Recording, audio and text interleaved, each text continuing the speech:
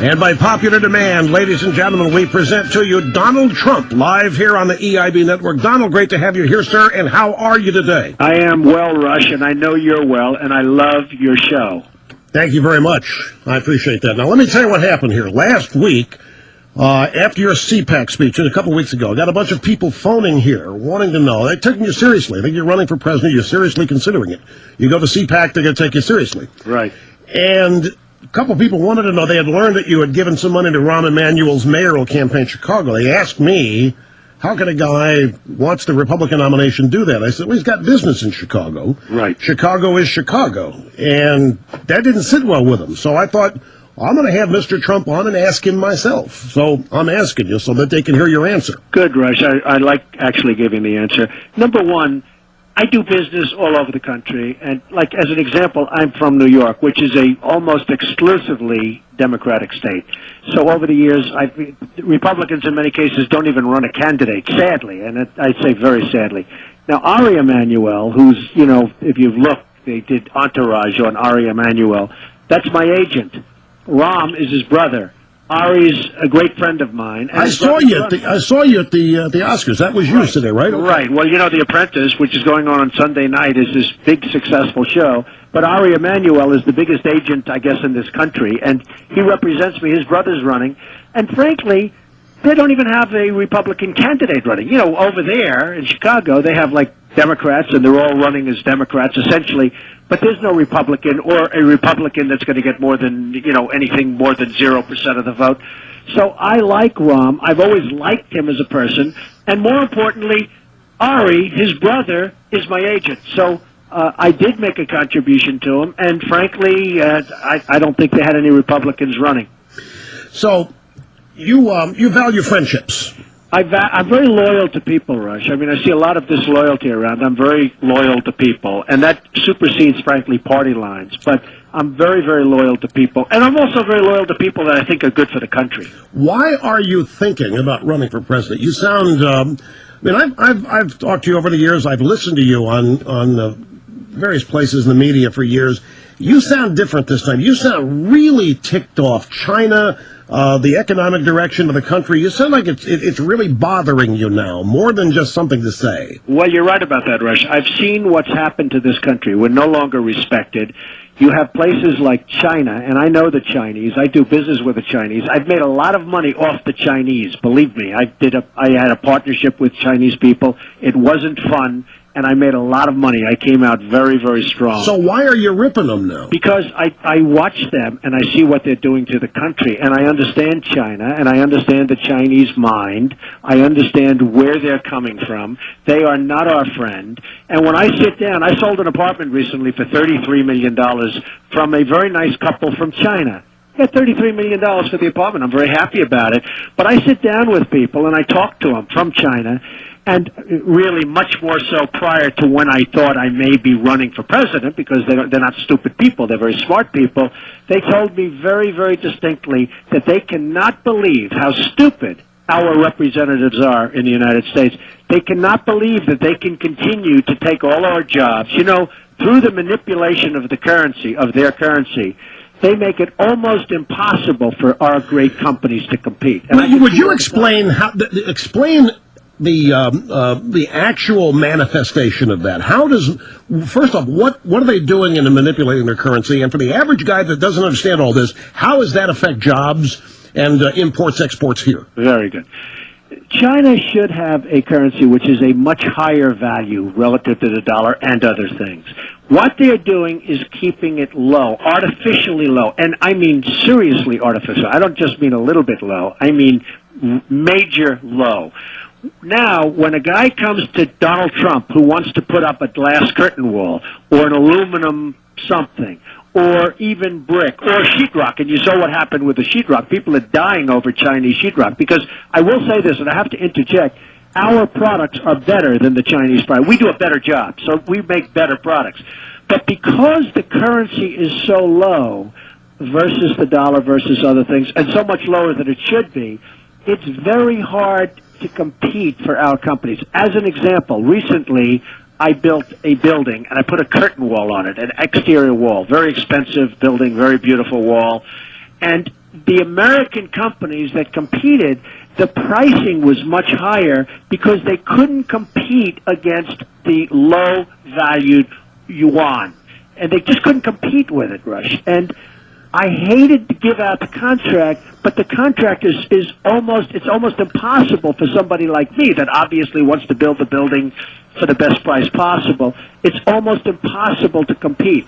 I wanted to go American, and I often do. I mean, even if it's close, I go American. But it's very hard for our companies to compete because they keep it artificially low. Just take a look. We have the Olympics. They have gymnasts. Oh, no, these gymnasts are all 14 or 15 or whatever the minimum age. Well, they didn't look it to anybody. They were phenomenal. But don't forget, they're not under pressure because all they want to do is they're playing to their mommy, not to 20 billion people, okay? So they had the gymnasts. Well, it turned out that the gymnasts were a fraud, and their medals were taken away, and China knew all about it. The same thing with the singer at the Olympics. You had this unbelievably beautiful young woman who had the greatest voice anyone's ever heard. Yes, this is her voice. This is she. She sang their national anthem. It turned out that she wasn't singing. It was a fraud. They said it was her. You got to understand. I know. Well, now wait a second. We're not only talking about this one country. You look at South Korea, what they did. We signed a trade pact that nobody in their right mind would have signed. And it was so bad, and yet they didn't want to sign it. Now, 2 months ago, when bombs started getting lobbed over by North Korea, and we send this incredible aircraft carrier, the George Washington, and 17 destroyers heading right to North Korea, all of a sudden they sign and they announce that they are friends of our country, and it's a lot of crap. They make billions of dollars of, let's call it profit, off the United States, Rush. Billions of dollars. Why aren't they paying for protection? When we protect South Korea, and I know the Koreans very well. I had a partnership with the Koreans. It was a fantastic partnership. I built Trump World Tower with Daewoo, which was a Korean company. And I did very well, and they did very well. But so I understand the people. And by the way, I don't dislike the Chinese people. I don't dislike the Korean people.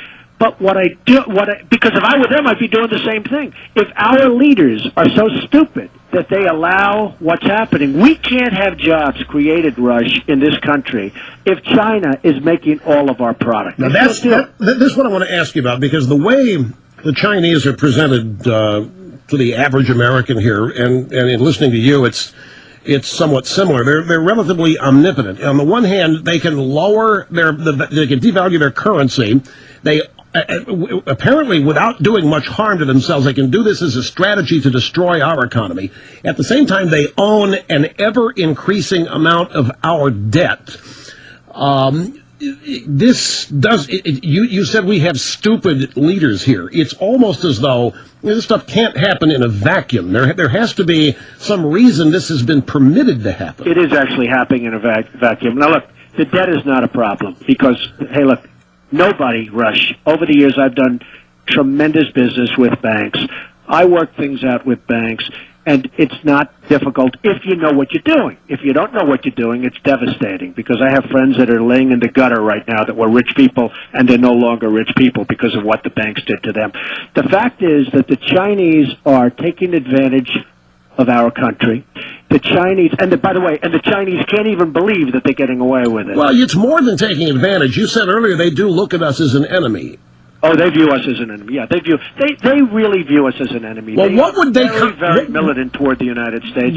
I don't even think the United States knows it. What would constitute victory to them, then? What is their objective via us? Well, without military, and if you look at what they're doing, they're building military now. They just opened up plants to start building jetliners so that, that little trivial order that they gave to Boeing just to be nice, because guys like me are talking about what a ripoff. Here's when you think about President Obama, he gives the president of China a 5-star dinner at the White House. When somebody rips me off, I don't give them 5-star dinners, and neither do you, Rush, because I know you well, and you don't give 5-star dinners. If you look at what's happening, they give a $40 billion order, which is not a big deal, to Boeing. In other words, they want to walk off the plane and give us something after taking out trillions of dollars in this country. So they give this order. But look at what they're really doing to Boeing.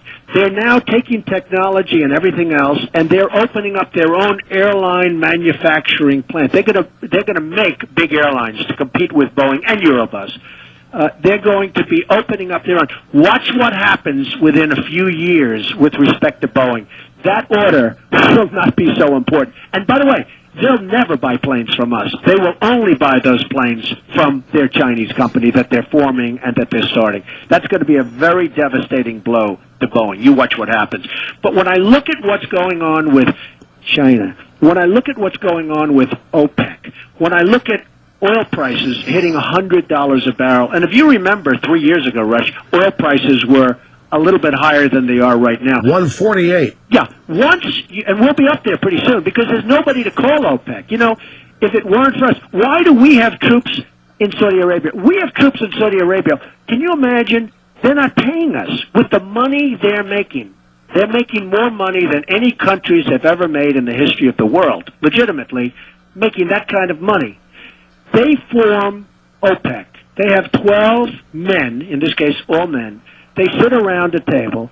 Anytime there's a minor incident in the world, they raise the price of oil because, you know, they figure, well, nobody's going to call. When oil goes over $40 a barrel, it's almost impossible for our country to do well. That's what it is. I mean, you look at oil. Now, we're up to 100 now. We're heading up. They keep raising it. When oil goes over $40, watch what happens. And the stock market is going to end up being a big Ponzi scheme because the only thing that's doing well in this country is the stock market. I think they totally understand it. Why do you think it's not clear to more people in our government? Do you think Obama understands it the way you do? And what would you do if you were president to deal with all this? Well, you know, Rush, I talk about China and other countries, by the way, but I talk about China because they're the worst abuser. And we have this independent group of people that formed ShouldTrumpRun.com, and we have over 400,000 people already signed up. And what I don't understand, but I think maybe there is an understanding down deep, I believe it could be the lobbyists because so many people love what I say on China. They know it's true. When Ben Bernanke gets up and says jobs won't be good for another 5 years, now that sounds like a long time, but I disagree. I don't think jobs will ever be good if we keep going on this policy because we're not making anything anymore. China and other countries are making our products. We are rebuilding China. So I say it over and over again. I do your show. I do today's show. And I say it. And everybody loves it, and yet no politician ever says what I'm saying. And then they give, as I said, 5-star dinners at the White House. So 400,000 people in ShouldTrumpRun.com, and yet nobody does it. So what I think it is the politicians are all taken over by the lobbyists. I really believe that the lobbyists keep them shut up because China and Chinese companies have all got tremendous lobbyists. OPEC has got a monopoly. If you try and get a lobbyist in Washington to go against OPEC, they'll say, oh, this is great. Donald Trump wants me to be the lobbyist. And then they'll go and check and say, oh, I'm sorry, Mr. Trump, we can't represent you. We represent OPEC or one of the 12 nations. So it's really, in my opinion, it has to be the lobbyists because I'll say this, everybody will agree with me, and I know you agree with me, but everybody will agree with me, and then the politicians don't speak up. And I think they don't speak up because their local lobbyist has them shut up. Well, could there be an element of fear? People aren't afraid of the United States anymore, Donald. I mean, no, they're not. No, we're not respected. And one of the reasons I'm seriously thinking about running, and I mean seriously thinking, is that this is not a respected country anymore. I love this country. It's got potential to be great again. But really, Rush, it's not great right now. It's not great. China in 12 years or less will take over as the #1 nation in the world from an economic standpoint. You know, and we're doing it. We're doing it. Now, you asked me before, what would I do? I would tell China that if you don't straighten out your manipulation of the currency, and I mean fast, I mean really fast, we are going to tax your products 25%. Now, what that will do is two things. Number one, immediately we'll start doing our own manufacturing. We don't have to make toys that are coated with lead-colored paint in China. We can make good toys in Alabama. How about Chinese screws? I mean, Chinese screws, you better not assemble anything with a screw made in China, or you'll be screwed. They call it the counterfeiters. I mean, and even, by the way, even those laws are so bad for us in China. We make a product here and they copy it in China, and they couldn't care less about infringement or anything else. We talk about the environmentalists. You know, they all want us to make our plants so that nothing can go into the air. Do you think China's doing that? They laugh at us. They talk green, but they're not green. They talk green, but and this isn't just me saying it on the basis of common sense. These are the biggest people in China who sit down with me and talk to me, and they can't believe what they're getting away with. I'll give you a little interesting thing, and this is nothing much, and I shouldn't even waste your program's time by saying it, but I noticed at the White House they give, a lot of balls to people, and some should have balls. I mean, if you look at Britain, if you look at certain places, they've come through and, they've been good allies, and we should have balls and all that. So I have, as you know, because you're in Palm Beach, I have the greatest ballroom probably in the world. I built it 5 years ago. And it's one of the great ballrooms of the world. It's at the Mar-a-Lago Club. And I see that at the White House, Washington, D.C., when a dignitary comes in from India, from anywhere, they open up a tent. They have a tent. A tent. Yeah, I've noticed a lousy-looking tent, an old rotten tent that, frankly, they probably rent and pay a guy millions of dollars for it, even though it's worth about $2, okay? So they have a tent for a dignitary that comes in. So recently, a couple of months ago, I called up the White House. I said, listen, I'm really good at this stuff. I will build you a magnificent ballroom. We'll go through committees. You have all sorts of things with committees. We'll go through committees. We'll pick the one they like. We'll pick the architect everybody likes. We'll pick something that we'll do 10 designs. You'll pick the one that's the greatest with the greatest architecture. I will build it free. So that's anywhere from $50 to $100 million gift. I will give that. And I mean, I'm talking, Rush. It's the first time I've said this. I'm talking to the biggest person, one of the biggest people at the White House. I'm not talking to a low-level person. Right. One of the most important people. I will build the White House a ballroom. So when the head of India comes to town, we can give him a 5-star dinner in a magnificent ballroom befitting of this country and the White House, right?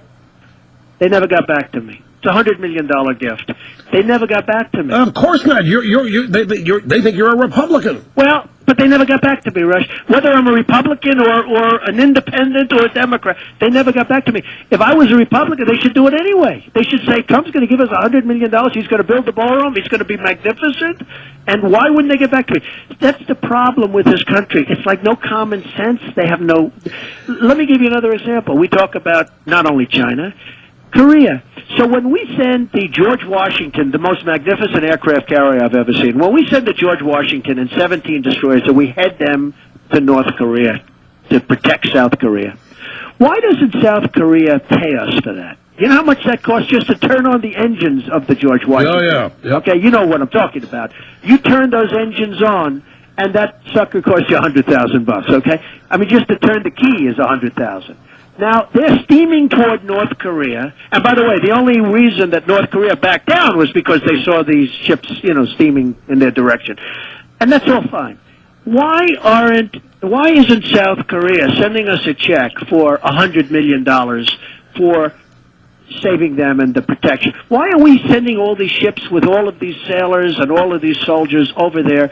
Why aren't they protecting us? And they make hundreds, LG, I buy hundreds of them. LG, they make all of these television sets and all of these products that we take into this country. By the way, we sign an agreement, Rush, which allows them to sell, but if we go to them, it's very hard for us to sell in South Korea. It's very hard for us. Donald, Rush, we actually have something where, but over a 5-year period, they treat us a little bit better. It's an absolute joke. I have to stop you. I've only got 30 seconds left here, and I know you're busy. And I wish I wanted to talk about Wisconsin with you and get your thoughts on what's going on with the public sector union thing. We'll have to do that at another time. Absolutely. But I want to thank you for your time here and your willingness to make yourself available. Well, absolutely, Rush, and I really enjoy your show, and I really enjoy you, and a lot of people enjoy you very much, Rush. They just don't like saying it. They don't like giving you the credit that you deserve. Thank you very much. Donald Trump from New York, and we will be right back after this.